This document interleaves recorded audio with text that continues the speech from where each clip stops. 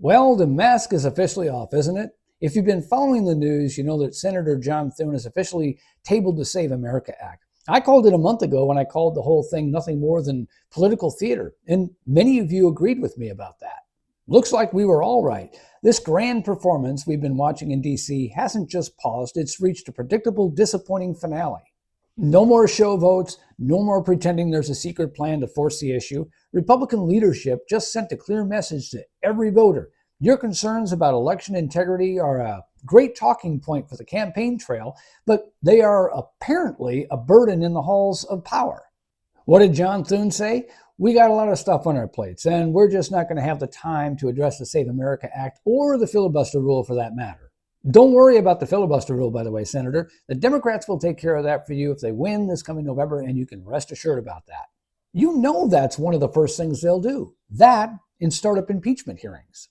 The weird thing to me is that the Republicans know what the voters want. They know what's going to happen because we've all been very vocal about that. We've sent messages directly. We've been loud and clear on social media. The pundits on YouTube and other platforms have spoken clearly. There are no secrets. We gave them a mandate when we gave them the House and the Senate and the White House. And so far, it seems like most of it's literally been thrown out the window.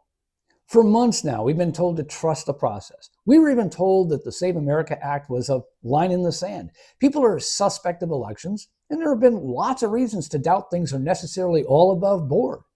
86% of Americans, and that includes Democrat voters, want to be more assured votes are handled correctly and that the right people are casting votes. To me, that's a shoo-in. That's a win no matter what. The Democrats in Congress can shake their heads no all they want, but the people outside the halls of Congress have been all too clear. Thune wants to say there are other deeper implications regarding changing the filibuster rule. That's the barrier, of course. That's what makes passing the Save America Act impossible at this point. I mean, maybe the Republicans get lucky, right? It's possible, but it's a tricky win to achieve. And then maybe Thune will have more time to actually get things done. Maybe. But let's look at the cold, hard math of the midterms. Republican voters aren't like the other side. Our base is high information and results driven. Trust is an important factor as well. You don't just show up because there's an R next to a name. You show up because you expect the people you sent to DC to actually do something with the power you gave them. When John Thune tables the most basic protection of our electoral process, he isn't just managing the floor, he's effectively telling the base to stay home. Where's the fight? We're motivated. We the voters. Where's your fight? I mean, if we accomplish nothing, win or lose, what's the point? I mean, sure, you could say that keeping a do-nothing Republican majority does less damage than if the Democrats gain power. But that's just right back to the lesser of two evils, right? Think about this as well. Think about the message this sends to a first-time voter who was energized in 2024, or even for that matter, to a voter who voted Democrat their whole life, who gave us their vote. Then, with confidence, the message would be heard and the goods would be delivered. If the leadership won't even vote on election integrity when they have the chance, why should that voter believe their next vote will even be protected, or that there was an advantage to putting them in power over the other side? We're going to hear a lot of pragmatism in the coming days. We'll get the usual, the reality is arguments, or the you have to consider all things talking points. Call them pragmatic statements. Most will call them excuses. The other side doesn't care. They push their agenda every single day, whether they have the votes or not. They use every lever of power to signal to their base that they're fighting. Meanwhile, our leadership is treating our core priorities as though they are simply a to-do list. Donald Trump was sent to the White House because 77 million people felt that something was broken.